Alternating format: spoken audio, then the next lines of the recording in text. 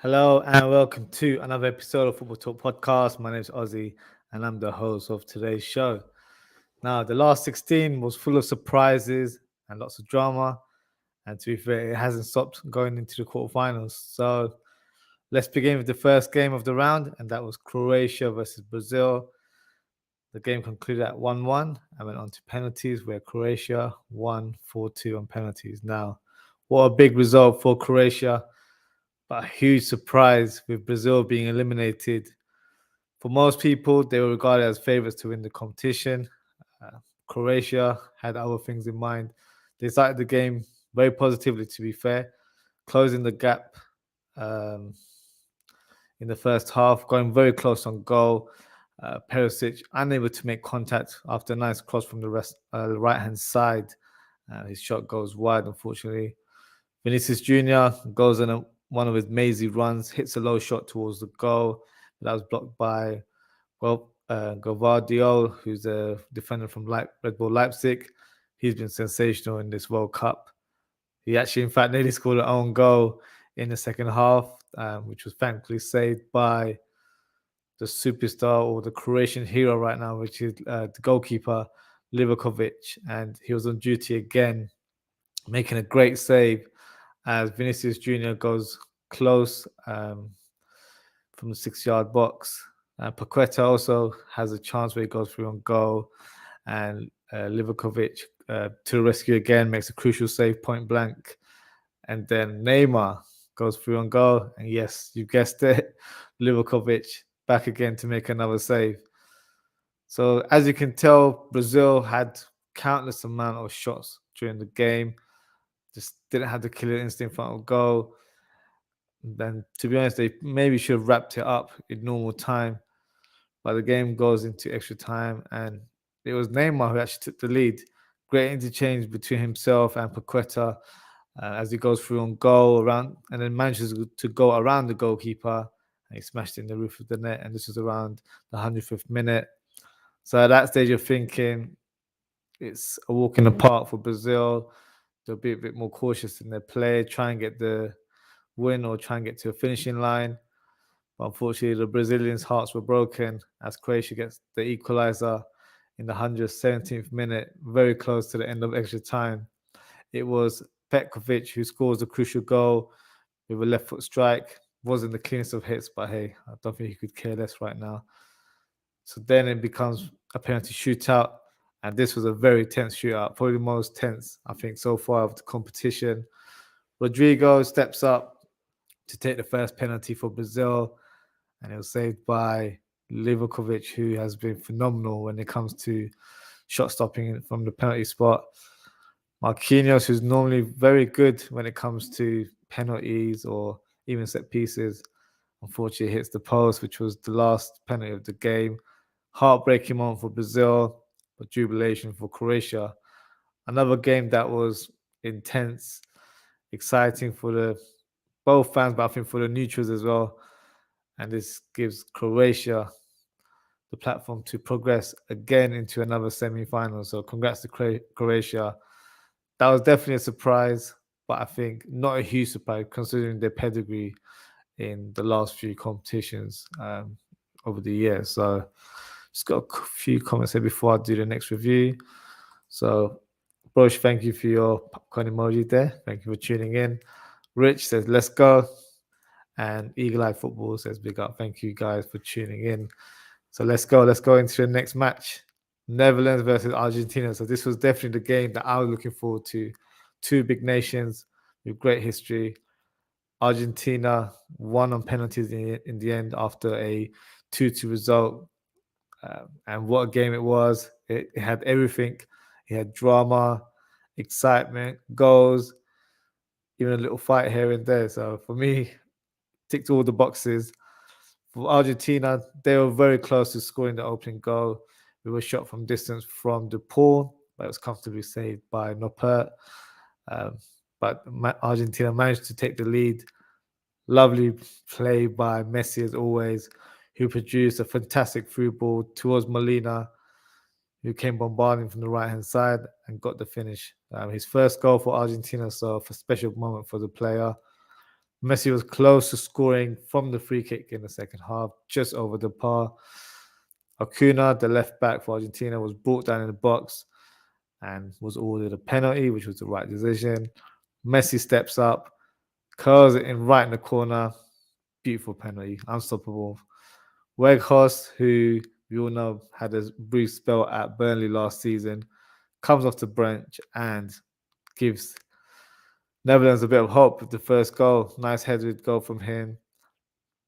But the second goal, which was the equaliser, that was a special goal. I think moments earlier in the game, Netherlands had a similar free kick from probably the same spot, and they tried to go for a direct kick, and it just wasn't easy to kind of generate any power and accuracy from such short distance.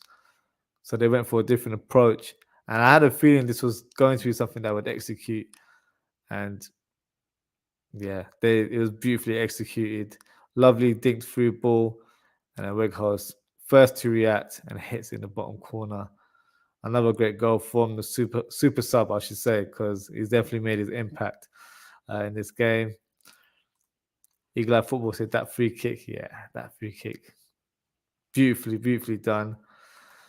And then you go on to mention Van Disney missed his pen. Yeah, I'm not going to lie. Um, yeah, we'll talk about the penalty in a second. But extra time, one player for me that's really stood out whenever he's played for Argentina is Enzo Fernandez. He had a couple of shots. The first one was deflected over the bar, and then he had another crack towards the later half and hits the woodwork, unfortunately. So unlucky for him. Di Maria tried to score from the corner spot as well. Spectacular effort, but saved by the goalkeeper. So that's where it comes to penalties. So as Eagle Eye Football just mentioned, Van Disney has a lot of rival fans like to say he stepped up. I'm not going to lie, I thought he was going to slow it in. He looked very confident going up, but it wasn't to be. Great save by Martinez, who, you know, we're all Premier League fans. We all know in terms of his capability of saving shot from the penalty spot. He's got a fantastic record, and it continued in this tournament. Messi steps up, comfortably slots his penalty in the middle of the box. That guy just doesn't have any nerves in his body whatsoever. Ice cold, no reaction from him. Job done for him in terms of what he needed to do. Holland stepped up. Netherlands stepped up again, and Beghoy stepped up, tried to smash it in the bottom corner. Another save by Martinez, who read the situation perfectly. Enzo Fernandez, who I said had a decent game, produced a decent cameo as well. Hits the shot wide, poor penalty. He had a bit of a long run up as well. Probably should have stuck to basics on that one. De Jong steps up and comfortably scores from the penalty spot. But it was Lautaro Martinez who gets the final word, smashes it in the corner, and gives Argentina the win, where Argentina win 4-3 on penalties. What a game it was. For me, Netherlands were very unlucky not to go through. Obviously, there has to be a winner in these kind of competitions, but based on effort, you would say both teams deserve the way they played, the way they fought, the way they tried everything to get the win. Not sure what happened with Messi towards the end, to be fair. Seemed to have a go at Van Gaal and Edgar Davids, and then later on started telling Weghorst to jog on in his interview as well, when he was getting interviewed by Argentinian TV. So, yeah, it was definitely pumped up after that game. Probably didn't like the way tactics were deployed against Argentina.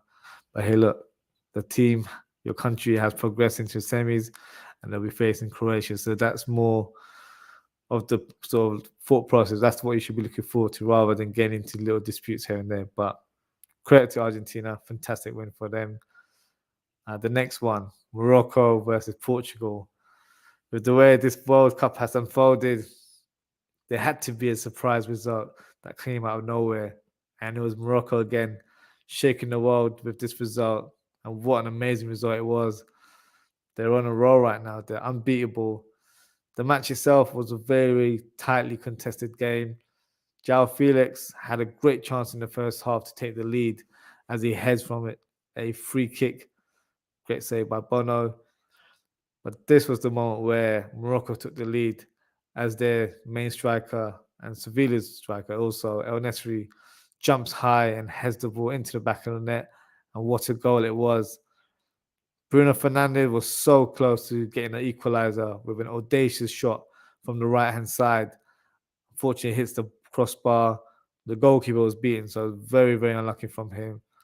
He has another bite of the cherry in the second half, but unfortunately, that shot just went over the bar. João Felix had another shot on goal. This time, with a left-footed curled shot, almost scores, but was presented by another great save by Bono, who's having a fantastic tournament for Morocco. Ronaldo came on, also had a shot on goal, saved by Bono again. But Portugal just didn't have that killer instinct. They didn't have that edge in front of goal and just weren't able to find that equalizing finish to the game. So Morocco are the first African team to qualify for the semi-finals of the World Cup, which is a huge feat and a great achievement. Morocco are certainly underdogs of this competition, but I feel like they're probably the most supported team in the world right now. They've got the whole of Africa, they've got the Middle East, they've got Asia, they've got all the Muslims all over the world supporting them right now.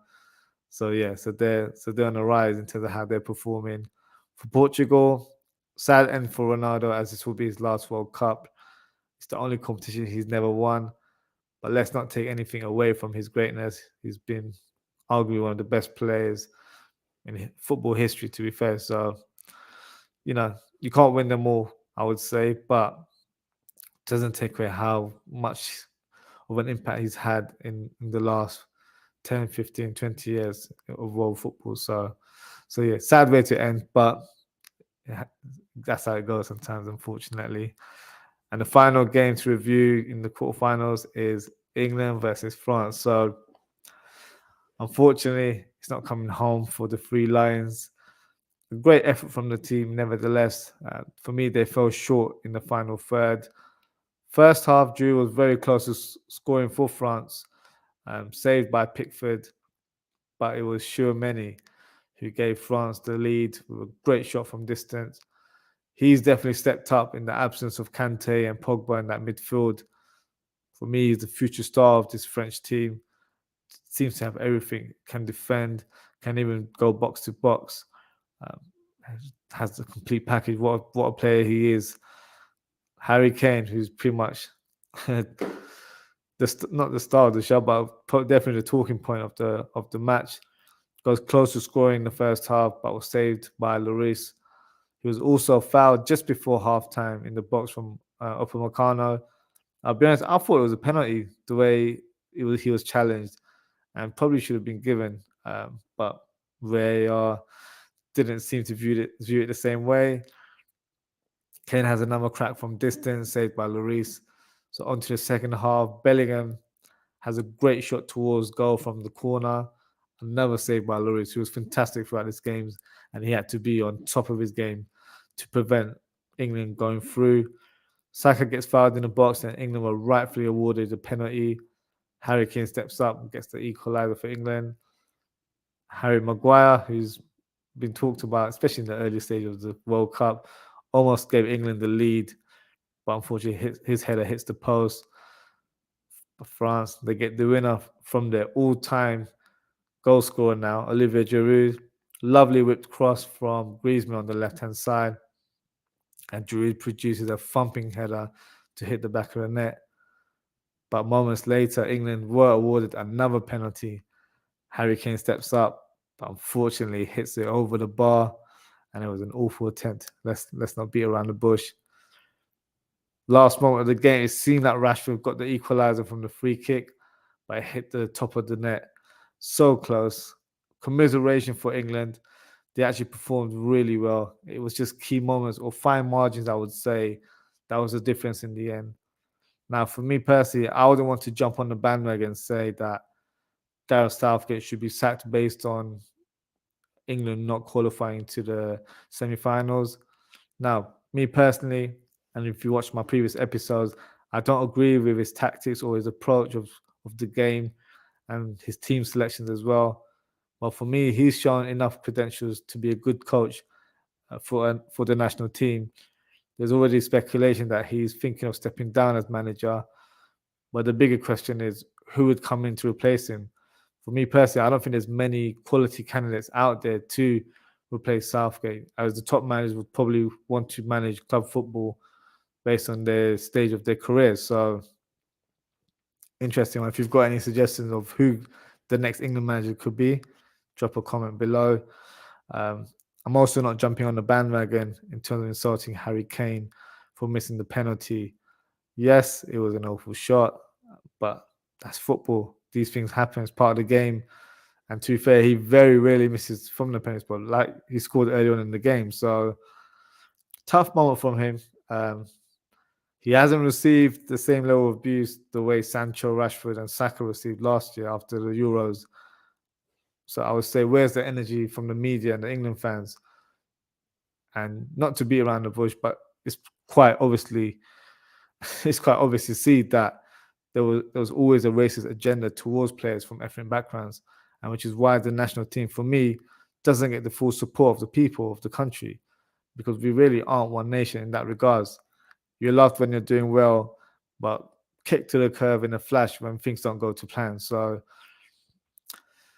that is the world we live in. Unfortunately, it is what it is in that regards. But back to the football. Well, actually, one more point I would say: the English are very vocal on things about human rights and equality, but racism still seems to be at the bottom of the agenda, and is never taken seriously to be kicked out of. I know they have the kicked out racism campaigns and stuff, but it doesn't seem to work. So hopefully things change in the near future, but we live in hope at the moment. But back to the game, I think should say congrats to France for progressing into the semi-finals. They were fantastic. The talk was to keep Mbappe quiet, which was relatively done, but there are a lot of hitters in that team. So I think we forgot about the other players.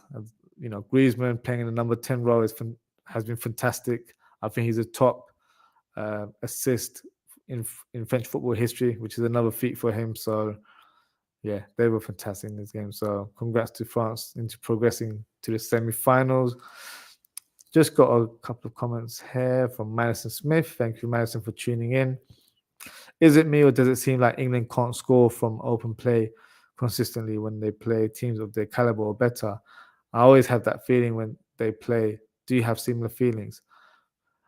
That's a good point. I think this comes down to the manager's tactics. I think against the bigger teams, Southgate seems to be very cautious and relies more heavily on getting a goal in set pieces, as he doesn't want his teams to be open up in open plays. So if you had a coach that was a bit more adventurous, I think you'd have a different outcome or different result altogether. So it comes down to tactics in terms of playing against the bigger teams. I don't think he's ever been brave enough to play 4 at the back. Always seems to go for 3 or just has a defensive approach. With the wealth of talent that England has, I think for the first time in a long time that we should be playing with a bit more of an attack mind rather than just thinking of let's keep a clean sheet and maybe get the odd goal here and there through a counter attack. So I think that's a disappointment from a lot of English fans in terms of why we don't really go above and beyond in these competitions. Yes, on paper, they have done really well, going through a semi-final and reaching a final last year and then just being knocked out in the quarterfinals here. So definitely progression in terms of where they've ended up in the tournament. But these are the moments where if you had a bit more courage in terms of allowing your attacking players to play the way they should do, who knows, the outcome could be different and maybe a trophy would be in the cabinet right now. But that's just hindsight, isn't it, in terms of what I feel regarding that. Your second comment here, England played pretty well, but when Kane missed that second penalty, I knew the game was over.